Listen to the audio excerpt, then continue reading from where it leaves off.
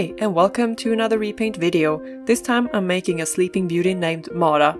I wanted to be inspired by the fairy tale, but I ended up making a little tattooed, blue-haired person. And, well, I am not using my blow dryer as I said I would to remove the head. It was a New Year's resolution and all, but my son was asleep in the other room, so I couldn't.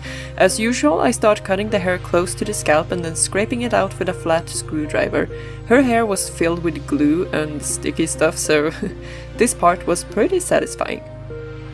After scraping it out of the plugs, I made an incision in the head's back to take the hair out with pliers. After that is done, I rub the paint off with acetone.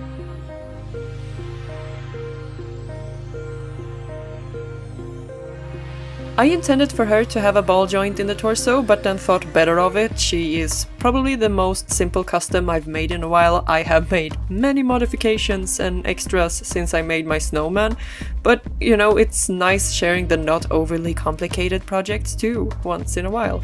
This is also the second time I'm making a sleeping doll. Hopefully I have improved since the last time.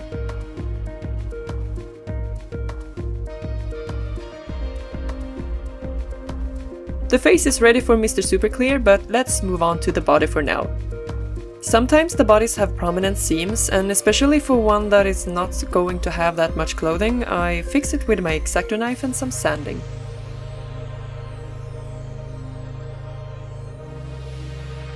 Time to chop up the body. I use a cutting disc and my trusted and beloved Dremel. Then I cut out some parts in the front of the body. Her original posture is so weird. This, by the way, is how it feels to have endometriosis. Fun fact.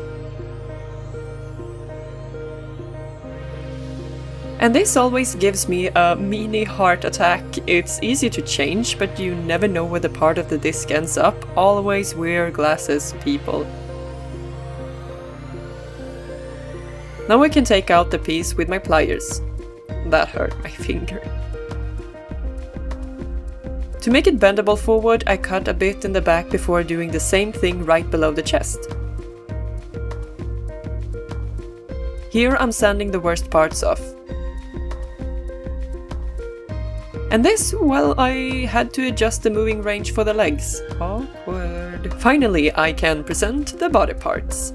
To sew them together with metal wire, I drill small holes. I could probably glue them together before sculpting, but this way it won't break.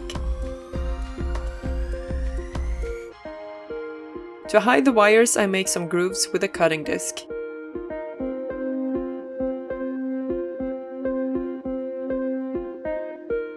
Then I sew it together. It was tricky, but it was so worth it. I was going to name her Sleeping Beauty, but she ain't no princess. Then I thought of calling her Hypnos, but she isn't a Greek goddess. I ended up with Mara, who kind of went around and gave people intense anxiety while sleeping, so why not? Can we appreciate her ability to sleep in this position? I'm so confused.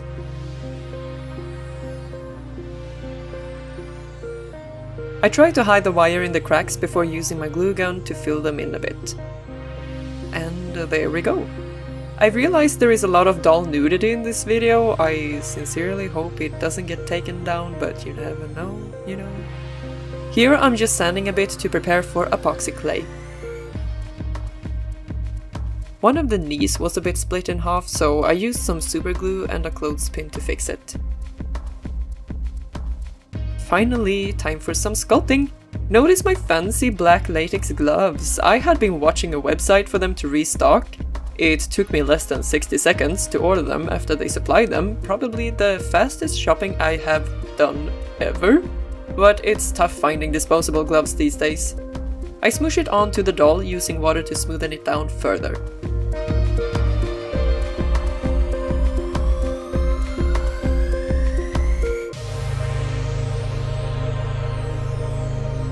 The sculpting is finished, and I wait 24 hours before I can sand it.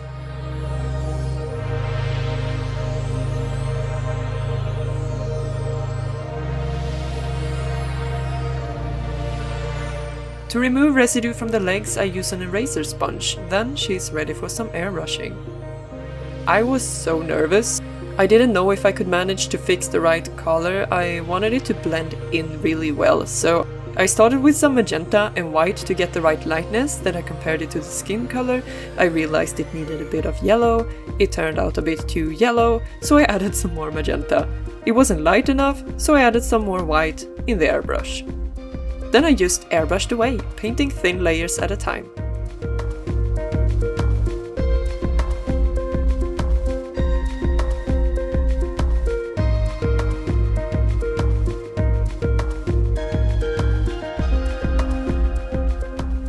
Finally, I spray a layer of Liquitex matte varnish. I was satisfied with the result. In hard light, one can see little, bumps and such. It's hard to make it smooth, but it's far from perfect, so I enlarged my tattoo ideas a bit to cover it up.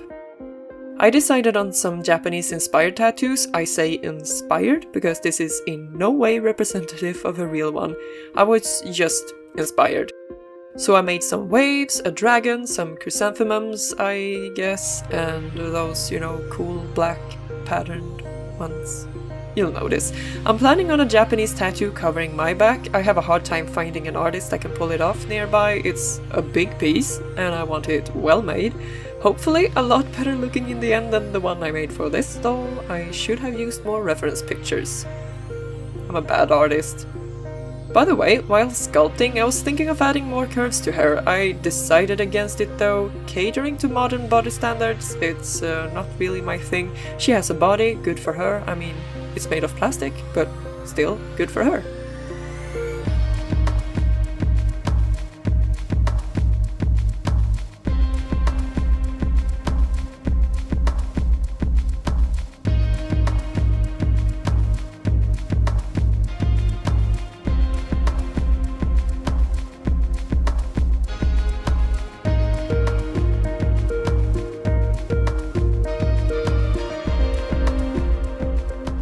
While doing the tattoos, I took the opportunity to do some body blushing. I also added some blue thin veins to make it more realistic.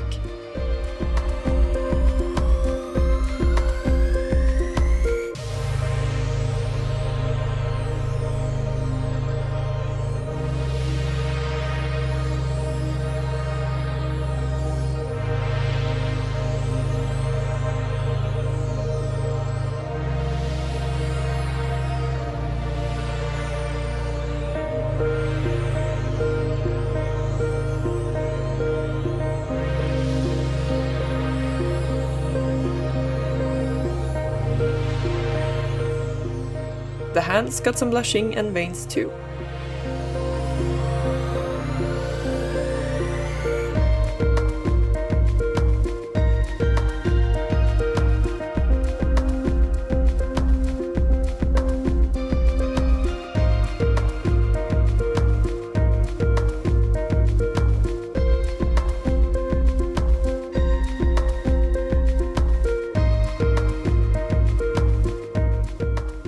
There we go! I also decided to do the same thing to the feet. It makes a huge difference, but since most of my dolls have shoes or socks, I rarely blush them. Finally, I added some white dots to make it more cute and sparkly, or I don't know. I liked it.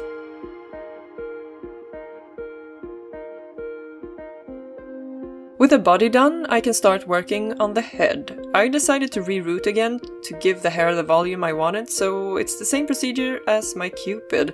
First I twirl it around a cardboard piece, then I cut it and separate the thinner threads from each other.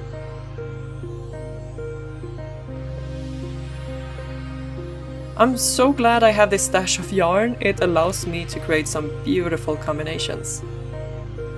This is my reroot tool. It's a hand drill and a regular sewing needle where the eye has been cut at an angle. I take a strand of yarn and put it onto the needle, then I push it upward until it hooks onto the cut eye. Then I stab the head.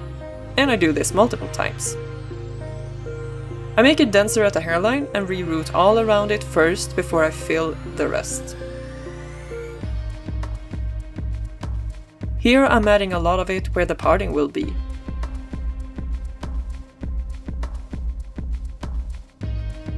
I'm sorry for not showing the rest, the reroot is less dense after this. I made a mistake on my first reroot to make it super thick with yarn, and well, she was like 90% yarn and 10% doll in the end. Here I'm adding the glue to make it all stick. Then I poke it around with a wooden dowel. The crack in the back of her head ripped open, so I fixed that before lightly brushing the hair out. I didn't brush it out thoroughly and I didn't flatten it down at all. I liked the style, so soft and fluffy and beautiful. It fit her character perfectly. To smoothen it down a little bit, I sprayed some water.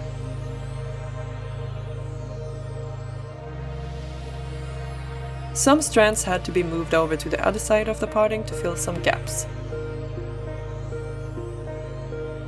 Then I just prepped the head for face up. To protect the hair, I used a piece of fabric and pins.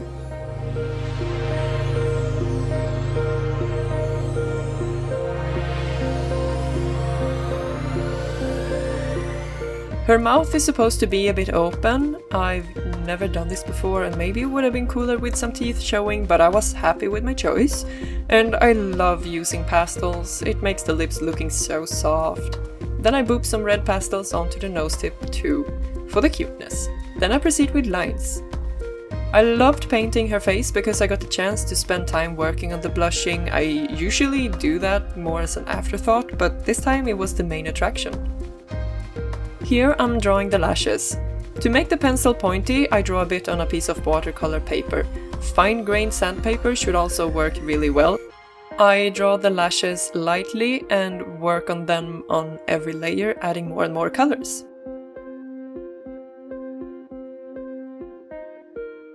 The blushing is mainly red and blue. I didn't use any black at all on this face-up.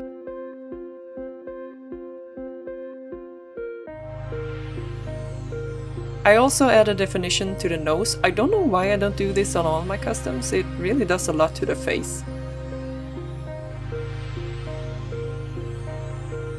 After some more blushing, I start with the eyebrows. The base is brown, but I later add some blue to them to match the hair color.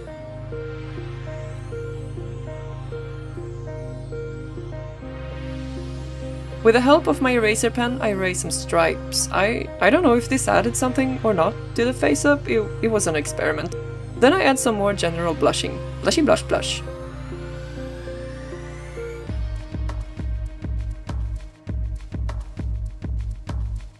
Some blue on the temples and some yellow above the brows.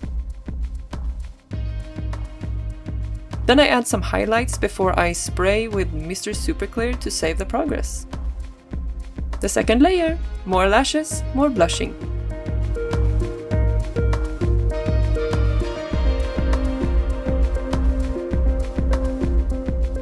Here I tried blushing underneath the eyes vertically. I usually paint these layers after putting my son to sleep, and I remember looking at his face while brushing his teeth and I was like, bro, the shadows underneath the lashes are vertical.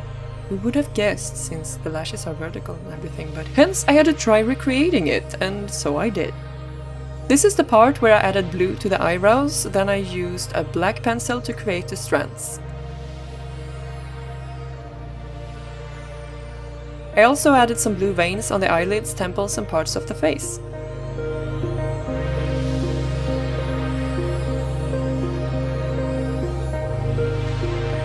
Then I complemented it with some red ones.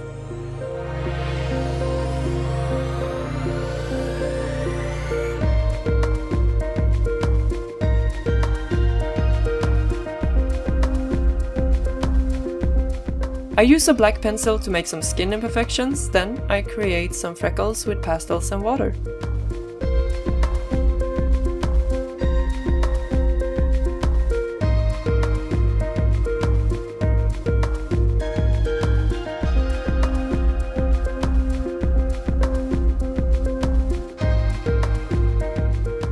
Finally, I used the Army Painter acrylics to add colors to the lashes and some highlights.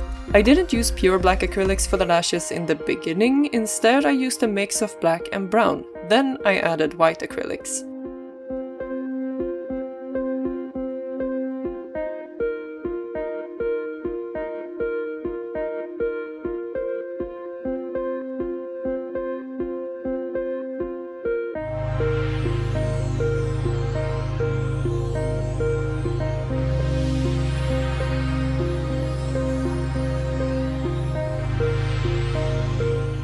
Here I used some black acrylics to the lashes, just a tiny little bit.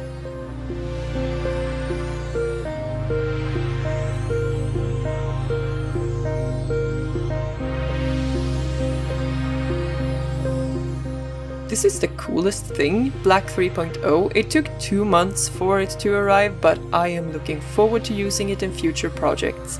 It's a black acrylic that absorbs over 99% of the light. You can paint a 3D object and it looks like a black hole. It's super awesome. If I eat it, will my humor turn even darker?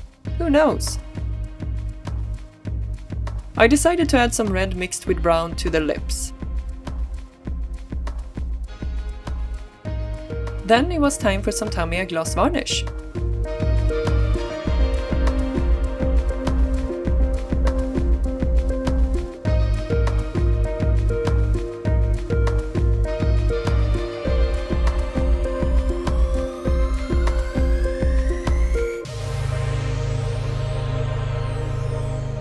Face up is done, sorry for the close up, I was ridiculously proud of myself.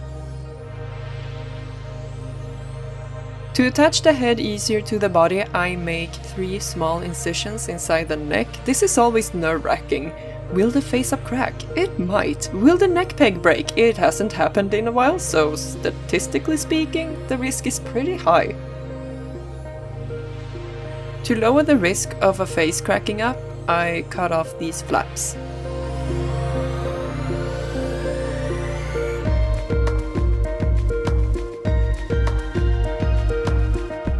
Phew! All is well that ends well. Next is clothes. I made a pair of panties. This pattern I made myself. First cut out the piece.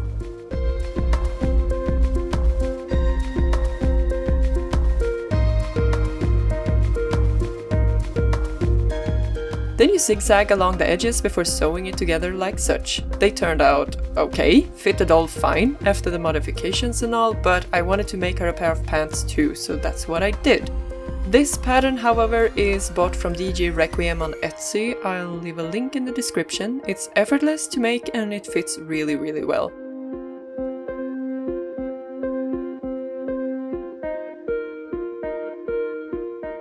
The grey fabric looked super dull, so I stamped some white hearts onto 2 of the pieces. I made a temporary stamp by cutting out a little heart from some foam and gluing it to a pencil. Super classy. I then proceeded with some glitter glue. I mean, why not?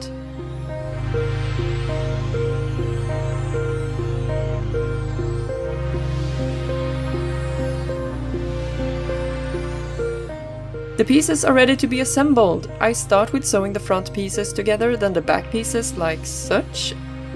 I also added a waistband so I could pull a drawstring through it. By the end of phase 1 it looked like this. To make it more manageable, I glued the waistband first to the pants.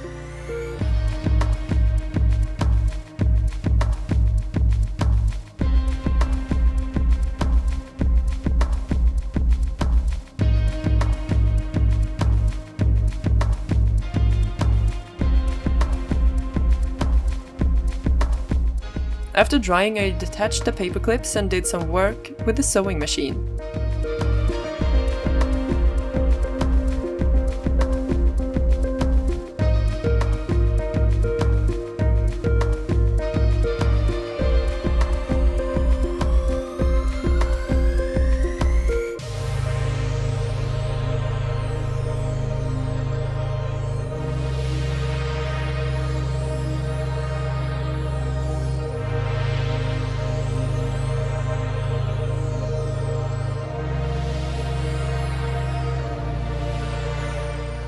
Almost finished. They looked a bit bulky with the panties underneath, so I had to take those off. Then I debated whether I should add a snap button or not, and in the end I did. Let's add some decorations. I've bought these shining new mini studs that I wanted to use. First I mark with a red pencil where to attach them, then I use some paper glue and glue them on.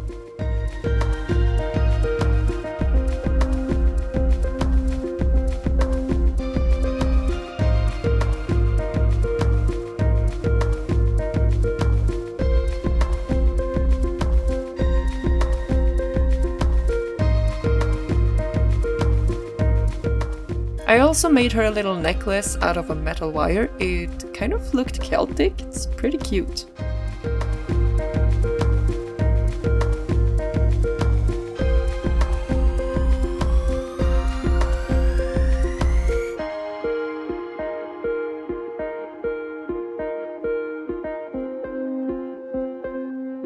so tiny. Adding it as a necklace was a challenge though. I loved making this custom. Every part of it, as usual, I find flaws in it, but you know, I believe I made progress and that's what's most important for me. I guess she just turned out commonly human somehow, but still pretty ethereal. My favorite part is definitely her hair. It is so fluffy and blue and beautiful. I'm kind of jealous of it, to be honest. Oh, I've already made her a fan, by the way. A little sleeping one. I'm so looking forward to sharing the process of it next weekend. If I manage, I'll add another YouTube giveaway too. I'm also taking this opportunity to thank my wonderful patrons. Thank you so much. Next custom, I'm using a different kind of doll as a base. It will be super interesting because I've never customized such a doll before. Hopefully I'll pull off the modification I'm planning to.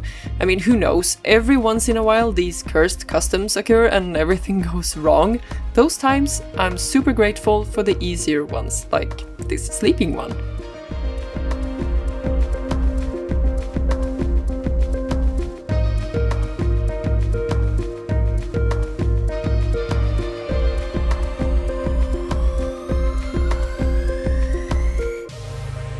So this is what I started with, and this is the result. Probably my most photogenic doll so far. No matter how I take the photo, she looks so calm and alive.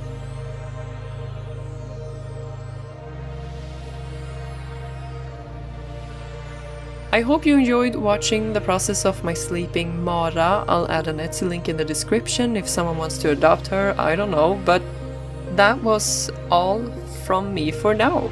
Until next time, bye!